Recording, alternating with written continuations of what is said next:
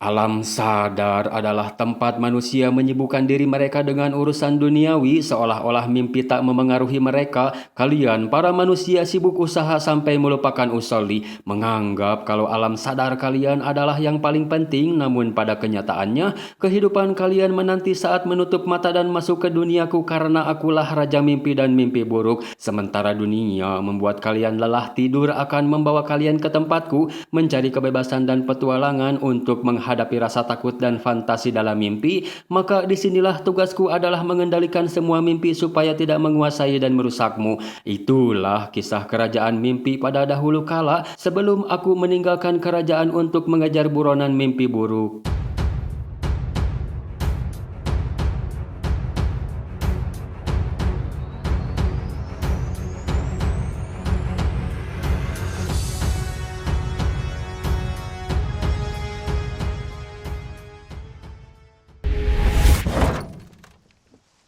Berlatar pada tahun 1916 di kota Whitcross, England, kisah diawali dengan seorang lansia bernama Dr. John Hathaway dari Museum Royal yang berkunjung ke sebuah mansion.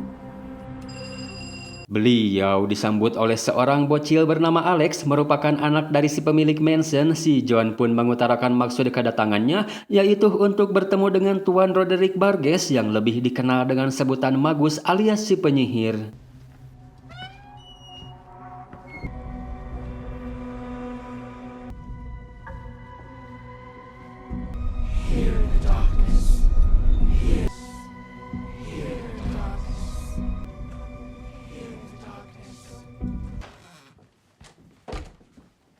Ini dia orang yang bernama Magus alias si tukang sihir itu yang ternyata mereka telah bertemu sebelumnya di Museum Royal, di mana kala itu si Magus menawari si John untuk bergabung dalam sebuah ordo misteri kuno yang akan diusungnya, yaitu sebuah ritual pemanggilan malaikat death, malaikat yang mengatur kematian para manusia. Setelah dipikir-pikir, ditambah pagi ini si John mendapat kabar buruk kalau putranya bernama Edmund telah meninggal akibat kecelakaan kapal, maka dari itu si John datang ke sini untuk menerima tawaran si Magus. Dan alasan kenapa si Magus ngajak si John untuk bergabung itu karena si Magus yang memerlukan buku Magdalene Grimoire yang ada di museumnya untuk menghidupkan kembali anaknya bernama Randall yang baru-baru ini telah meninggal. Buku yang berisikan sebuah mantra yang bisa menekan death supaya mengembalikan anak kita yang sudah mati.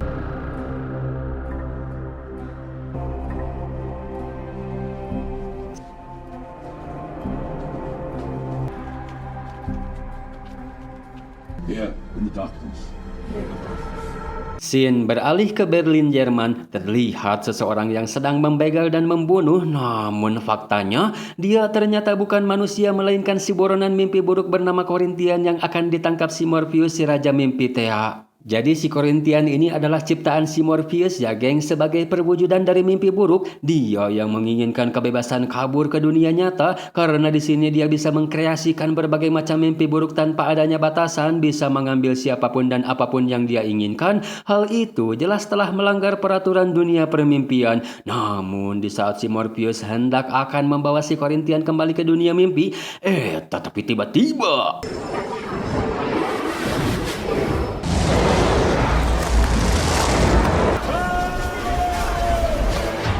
wah, apakah mereka salah target, gengs? Karena yang datang faktanya bukan malaikat death, melainkan malaikat dreams mereka yang belum menyadari itu mengambil semua barang yang dibawa oleh si Morpheus dan memberikan waktu padanya untuk memulihkan diri sebelum menyampaikan tuntutan mereka. Dan keesokannya, dikarenakan CEO dunia mimpi yang terperangkap mantra dan tidak berdaya, maka dampak yang ditimbulkan pada dunia, banyak anak-anak dan perempuan yang terjebak di alam mimpi tidak bisa terbangun lagi dari tidurnya. Begitu juga dengan si Magus yang secara tiba-tiba didatangi oleh si Korintian. Dia yang mengetahui kalau si Morpheus ditahan olehnya memberitahu si Magus kalau Endless itu bukan hanya tentang death, melainkan ada Endless lain, Destiny, Desire juga Despair. Which one have I got then? Dream. Demi mendapat sebuah keuntungan besar supaya si Magus tetap tertarik dengan Endless Dream dan tetap mau menahannya, si Corinthian memberitahu si Magus tentang fungsi dari barang-barang si Morpheus yang terdiri dari kantung berisi pasir, rubi, dan helm. Kalau semua itu bisa memberimu aspek kekuasaannya, memperpanjang umurmu dan juga bisa memanipulasi orang, semua itu akan kamu dapatkan jika kamu bisa memastikan dia tidak akan pernah bisa kabur. Memberitahu si Magus kalau lingkaran ikatan saja tidak akan cukup untuk menahannya, kamu harus membuat bola kaca di dalam lingkaran untuk memuat manifestasi fisik Endless Dream. Si Corinthian juga memberi obat tablet Porchmat supaya setiap orang yang berjaga untuk mengkonsumsinya, bertujuan supaya mereka tetap melek, karena kalau salah satu dari penjaga ada yang tidur maka itu akan memberi jalan buat si Dream untuk kabur melalui mimpinya. Tidak sampai di situ, si Corinthian juga memberitahu burung gagak bernama Jasemi kalau itu bukan sembarang burung dan harus segera mengurusnya. Kini si Corinthian pun bisa melenggang bebas di dunia nyata tanpa adanya yang memburu lagi. Setelah si Corinthian pergi, si Magus kembali mendatangi si Morpheus. Dikarenakan anaknya lebih berharga dari apapun, si Magus menawarkan sebuah kesepakatan. Jika kau bisa membuat Death mengembalikan anakku bernama Randall yang gugur dalam kampanye Gallipoli dengan keadaan hidup, maka kebebasan akan menjadi milikmu. Tapi si Morpheus tidak merespon apapun alias ngajedog baik. Hal itu dianggap si Magus kalau si Morpheus tidak mampu melakukannya. Si Magus kembali memberikan sebuah penawaran. Dia akan mengembalikan semua barang-barangnya dan memberikan kebebasan juga kalau si Morpheus mampu memberikan sesuatu kepadanya semodel kekuasaan, kekayaan, keabadian, atau apalah itu yang bisa kamu tawarkan padaku supaya aku mau membebaskanmu. Dikarenakan si Morpheus tetap lebih memilih ngejedog, si Magus akan menikmati semua barang-barang si Morpheus sampai si Morpheus mau berbicara dengannya. Day after day, he pleaded for gifts that are not mankind's to receive, nor mine to give. So I remained silent. And 10 years later, Singkat cerita, 10 tahun pun telah berlalu, aktivitas tetap sama, tidak ada yang berubah. Si Magus juga masih menjadi seorang penyihir, hanya saja usia mereka yang semakin bertambah. Si Alex yang sudah semakin jebrok, diam-diam dia menemui si Morpheus yang masih membisu. Entah kau bisa berbicara atau tidak dan apakah kau juga mengerti bahasaku atau tidak, si Alex tetap berkata pada si Morpheus kalau ayahnya yaitu si Magus sebenarnya adalah orang baik. Jika kamu bisa membawa si Randall kembali atau memberikannya sesuatu apapun itu, atau bahkan hanya dengan mau berbicara saja dengannya, si Alex yakin dan percaya pasti ayahnya akan membebaskanmu. I would let you out. You would you? Perkataan si Alex terdengar si Magus yang ternyata dia ada di sana. Lantas si Magus yang merasa sedang terjadi konspirasi gelap pun menginterogasi si Alex apa yang sedang kau lakukan dan rencanakan. Saat hendak akan mukul si Alex, tiba-tiba saja burung gagak si Morpheus muncul dan satu cewewew yang disinyalir dia adalah mamah tiri si Alex bernama Ethel Cripps. Si Magus minta si Alex untuk membuktikan kalau dia masih berada di pihaknya dengan menangkap si Jasemi yang 10 tahun telah si Magus buru namun tidak kunjung mendapatkan. Si Jasmine-nya sendiri, dia masuk ke dalam mansion berniat untuk membebaskan tuannya si Morpheus. Namun naas, usahanya harus kandas tatkala si Alex yang tadi pergi ke hutan, tiba-tiba saja dia sudah berada di rubana.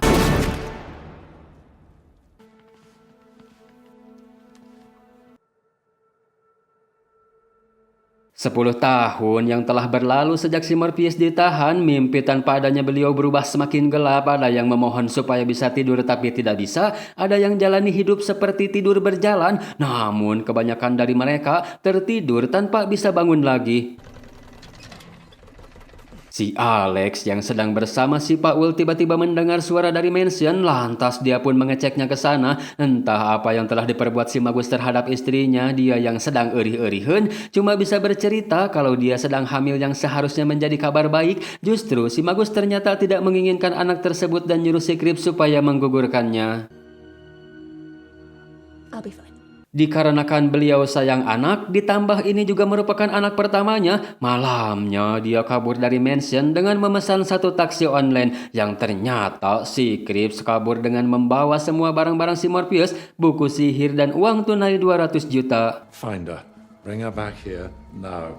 Lantas dia pun kembali mendatangi si Morpheus. Kalau wanita yang selalu bersamaku telah pergi mengambil sebagian hartaku dan bukan aku saja yang dirampok melainkan juga dirimu, kembali menawarkan kebebasan dan kau bisa mengejar dia untuk mendapatkan kembali semua barang-barangmu. Dengan satu syarat, si Magus minta kekayaan, usia muda dan keabadian yang sejatinya itu merupakan hal mudah bagi si Morpheus. Namun lagi-lagi si Morpheus kembali lebih memilih ngajedog yang membuat si Magus kehilangan kesabarannya ketika si Alex hendak akan menenangkan si Magus. Namun si Magus malah bertindak kasar yang secara tidak sengaja si Alex mendorong si Magus hingga dia terbentur kaca dan meninggal di tempat. Si Alex sempat akan membebaskan si Morpheus, namun tidak jadi karena suatu alasan. I need to think.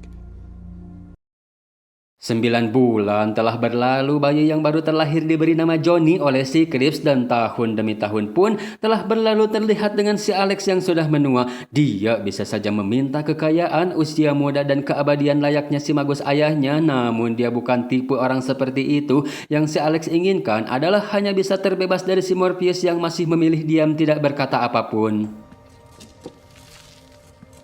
Sepertinya si Paul memang sudah berniat akan membebaskan si Morpheus dengan merusak lingkaran ikatan menggunakan kursi roda, dan sepertinya juga obat melek yang biasa digunakan para penjaga telah si Paul ganti sehingga penjaga tersebut pun merelak sampai ketiduran. Disitulah terdapat celah buat si Morpheus untuk kabur dengan cara masuk ke dalam mimpinya. Namun pada faktanya ternyata itu hanya sebuah manifestasi yang diciptakan si Morpheus, seolah-olah dia benar melihat si Morpheus di depan matanya.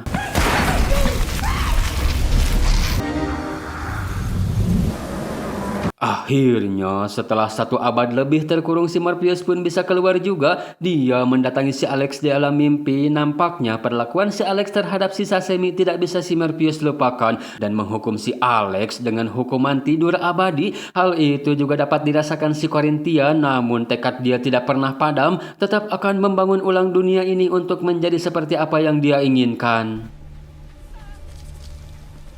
Pergi diantar si Lucien, pulang pun dijemput si Lucien. Dia tetap setia karena yakin tuannya pasti akan kembali. Namun sayangnya kerajaan mimpi saat ini telah hancur, bukan dihancurkan melainkan kepergian si Morpheus selama ini membuat alam menjadi bobrok dan runtuh. Kebanyakan para karyawan dunia mimpi telah pergi. Beberapa ada yang mencari si Morpheus, sedangkan sisanya mereka menganggap kalau si Morpheus sudah lelah dan meninggalkan Dreaming. Si Morpheus berjanji akan membangun ulang kerajaan, tidak akan membiarkan mimpi dan mimpi buruk memangsa di dunia nyata lagi, dan akan membawa semua para karyawannya kembali. Melihat istana yang sudah acak adut, si Morpheus akan mencoba memperbaikinya, namun hal itu ternyata tidak semudah ketika perlengkapannya masih berada di tangannya. Tanpa itu, si Morpheus bagaikan epos legend. Masalahnya, si Morpheus tidak tahu berada di mana perlengkapannya saat ini. Scene beralih ke si Krips, gaya lagi trading gengs. Dia tiba-tiba saja didatangi si Corinthian yang memuji si Krips karena kepiawaiannya menghilangkan jejak, seolah-olah telah menghilang di telan bumi, memperkenalkan dirinya kalau dia bukanlah seorang manusia melainkan seperti makhluk yang dikurung si Magus kala itu, dan makhluk itu sekarang sudah bebas. Status kita pun berubah menjadi buronan karena si Krips telah mencuri barang-barang si Morpheus.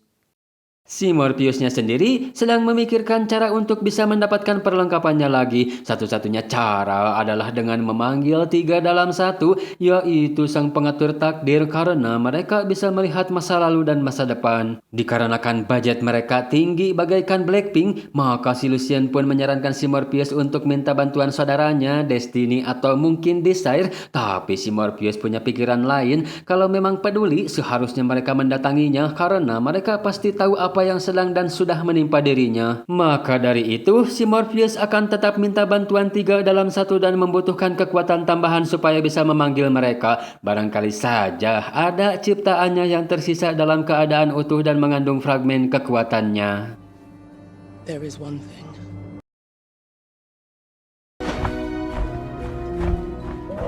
Dan ciptaannya itu adalah seekor naga yang diurus oleh si kembar tapi beda bapak. Alangkah senangnya mereka melihat tuannya sudah kembali. Si Morpheus langsung mengutarakan maksud kedatangannya, yaitu mengambil kembali apa yang telah diberikan. Meski semu berat karena si naga telah mereka anggap sebagai bagian dari keluarga, si Morpheus tidak punya pilihan lain karena dunia mimpi sangat membutuhkannya. Mereka pun hanya bisa mengikhlaskan si naga meski dalam hati mereka sebenarnya ngalalutruk.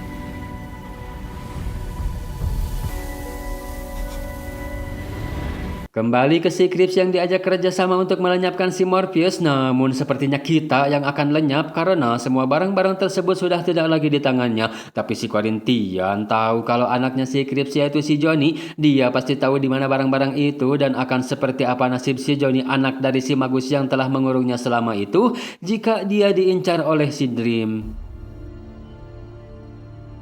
Setelah mendapatkan sedikit kekuatan tambahan, tinggal memikirkan cara untuk membayar si 3 dalam 1. Dikarenakan tidak ada lagi yang tersisa di dunia mimpi, maka si Morpheus akan mencarinya di mimpi lain meski sangat beresiko. Namun tekad yang kuat dan usaha yang keras, meskipun banyak rintangan dan halangan, si Morpheus bisa mengumpulkan apa yang dia butuhkan. Pemanggilan 3 dalam 1 pun kini akan segera dia lakukan. The three who are one. The one who is three. The Hecate. Morpheus. It's been a while.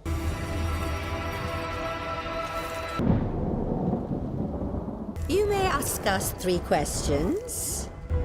And get one answer from each of us. Pertanyaan pertama, si Morpheus menanyakan kantung kulit berisi pasir miliknya. Kalau benda itu telah dijual di London, terakhir kali dibeli oleh seorang penyihir bernama Johanna Constantine. Namun saat akan hendak menanyakan detailnya, mereka tidak bisa menjawab karena aturannya 1 pertanyaan 1 jawaban. Pertanyaan kedua, si Morpheus menanyakan helmnya tapi bukan helm bogo, yang ternyata helm tersebut telah ditukar si Krips dengan jimat perlindungan pada salah satu iblis neraka, dan lagi-lagi si Morpheus tidak bisa mendapatkan jawaban detailnya. Sedangkan pertanyaan terakhir, dia menanyakan rubi miliknya, siapa yang menyimpannya saat ini, kalau rubi itu telah diberikan seorang ibu kepada anaknya. Alhasil, jawaban-jawaban yang didapatkan si Morpheus pun masih dalam teka-teki yang harus dipecahkan. Bukan jawaban sih tepatnya ya gengs, tapi hanya kisi-kisinya saja. Sedangkan 1 alat bayar lagi menjadi pertanyaan buat si Lucien. Kenapa si Morpheus tidak memberikannya pada mereka, yang ternyata itu adalah hadiah buat si kembar beda bapak.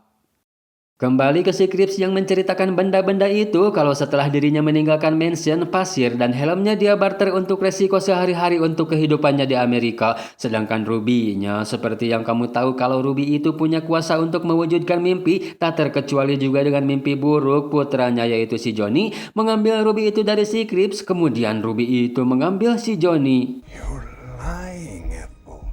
Dikarenakan si Krips tidak mau mengatakan di mana si Johnny sekarang berada, maka secara terpaksa si Corinthian harus sedikit agak kasar. I have my own.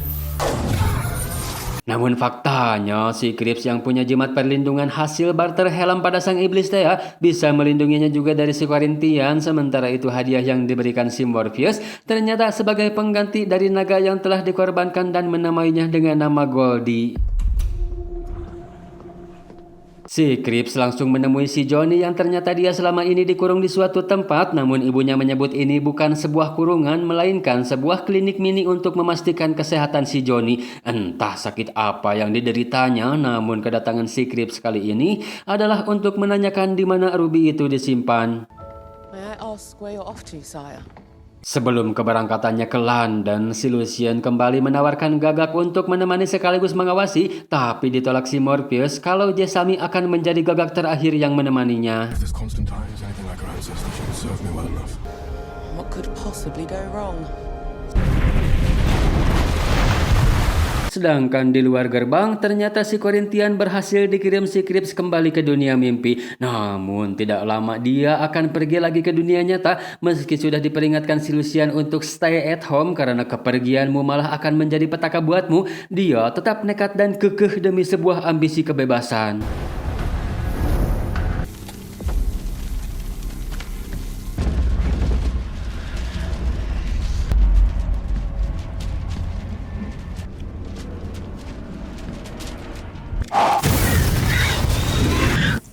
Scene kini beralih ke London. Terlihat satu cewek tertidur di taksi online yang terbangun akibat mimpi buruknya. Dialah orang yang bernama Johanna Constantine. Diperingati seorang nenek-nenek, Sandman is back kalau dia akan segera mendatangimu. Seseorang bernama Morpheus, kamu juga tahu siapa dia. Dan tidak lama dari itu, si Morpheusnya pun ngucunghul di hadapan si Johanna. Nampaknya si Johanna hanya tahu sebatas nama dan kedudukannya saja, tanpa mengetahui wujudnya seperti apa. Dia yang mengira si Morpheus adalah salah satu pasiennya, disuruh mengantri untuk dapat giliran, seperti yang dikatakan si 3 dalam 1, kalau si Johanna ini seorang penyihir yang akan melakukan rutinitasnya seperti biasa, yaitu membantu orang yang terkena sihir. Salah satunya proyek besar yang akan dia tangani, karena orang yang terkena sihir bukan kaleng-kaleng karena dia adalah bangsawan Inggris. Da locam Christo. Da locam impiissime. Sorry, can we... Et passa tu de reboot. Quutes baleavit qui regnum tuum destruxit. Iblis bersemayam di dalam tubuh kekasihnya. Saat ditanya sahamane, si Morpheus yang malah menjawabnya, sehingga si Johanna pun kini tahu dari percakapan mereka kalau si Morpheus itu adalah orang tadi yang menemuinya di luar. Dikarenakan percakapan mereka sudah semakin ngelantur dan dianggap berpotensi akan membahayakan kliennya, karena si Iblis minta barter informasi yang dia tahu tentang helm si Morpheus dengan si putri bangsawan Inggris, membuat si Johanna segera mengirim si Iblis kembali ke neraka. Daqua sumus domine. Dream of the Endless Commands! Constantine! Innocentium. I'll tell you where your helm is. Just don't send me back.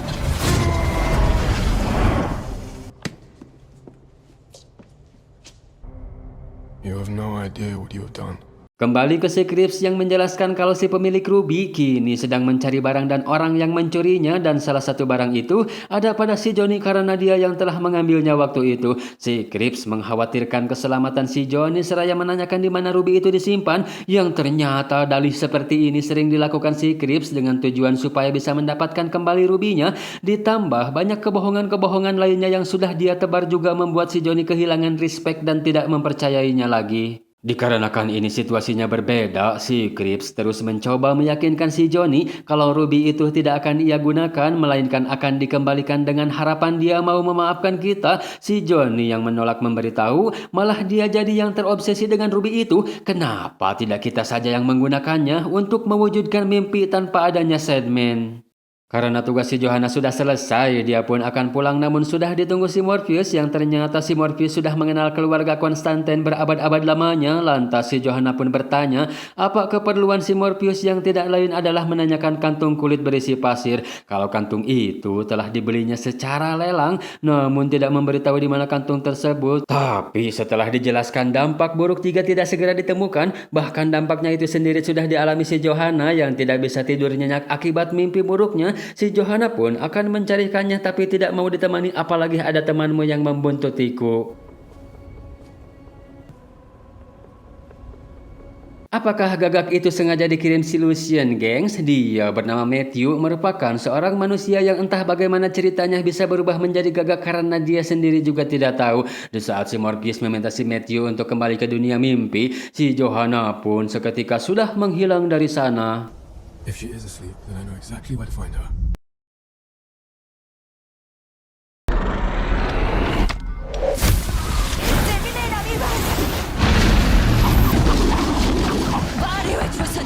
Si Morpheus yang masuk ke dalam mimpinya si Johanna sehingga dia bisa tahu di mana posisi si Johanna. Setelah sedikit bercerita bagaimana proses kantung itu bisa hilang, akhirnya si Johanna pun sedikit bersimpati dan akan mengambilkan kantung pasir tersebut. Sementara itu si Krips alasan kuatnya ngurung si Johnny adalah untuk melindunginya, dan faktanya ini memanglah sebuah penjara khusus karena beberapa insiden mengerikan telah terjadi yang disebabkan oleh Ruby, di mana si Johnny telah membunuh banyak orang di kala itu, tapi si Johnny berdalih dia hanya membela diri dari orang-orang yang mau merampas ruby itu dari tangannya. Maka dari itu, inilah saatnya si Johnny untuk membalas budi atas semua pengorbanan ibunya. Si Johnny bertekad akan menggunakan ruby yang telah ia modif untuk melindungi si Krips dari Sandman. Namun bukan itu yang diharapkan si Krips. Dia tidak mau si Johnny terlibat dalam urusan apapun dengan Sandman. Demi membuktikan kecintaan seorang ibu, si Krips rela memberikan jimat pelindungnya. Maka dengan itu, si Johnny sudah tidak memerlukan lagi rubinya. Si Johanna waktu itu tidak sengaja meninggalkan kantungnya di kos-kosan teman dekatnya yang sudah ia tinggalkan selama 6 bulan dan berharap dia masih berada di sini. Namun si Johanna nyuruh si Morpheus untuk menunggu dan akan mengambil kantungnya sendiri. Setelah masuk, dia bertemu dengan teman dekatnya dan harus di-skip. Sementara di luar, si Matthew menghasut si Morpheus. Sebagai mantan manusia, jelas dia tahu watak manusia yang tidak bisa dipercaya dan kita tidak bisa hanya menunggu tanpa tahu apa yang sedang mereka lakukan di dalam, yang ternyata percakapan dan hal-hal yang telah mereka lakukan tadi semuanya hanyalah mimpi belaka. Sebagai bukti kalau dunia ini sedang tidak baik-baik saja, harus segera menemukan kantung pasirnya. Dan pada faktanya, teman si Johanna itu sendiri sudah dalam keadaan pewot. Dia masih hidup karena tertahan kantung pasir. You have to do something. It was not meant for humans. Wait outside.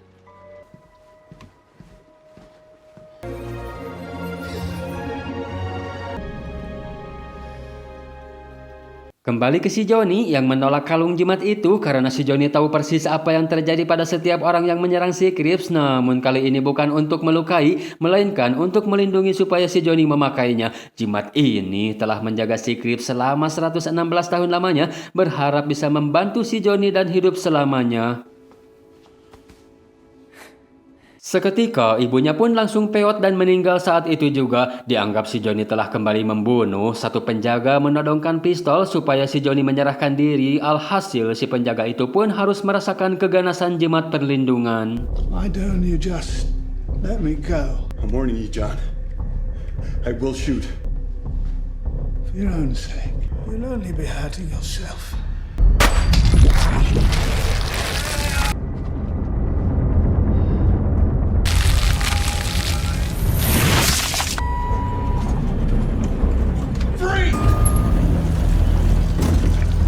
Dan setelah di luar, si Johnny yang tidak mengetahui dihampiri si Korintian yang berpura-pura bersikap baik dengan memberikan jas supaya si Johnny tidak kedinginan. Well, the only thing that matters to me is that you get to where you're going.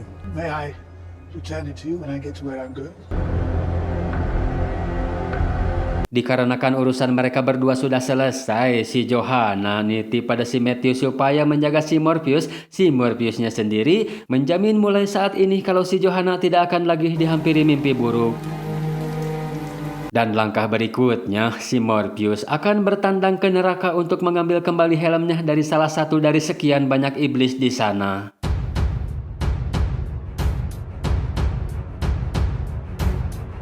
Seperti apa cenah gengs kisah si Morpheus dalam penggerebekannya di neraka? Apakah dia bisa menemukan iblis itu dan mendapatkan kembali helmnya? Penasarin gak? Penasarin dong. Like yuk, tembusin 1000 like biar tambah gacor update-nya. Jangan lupa subscribe.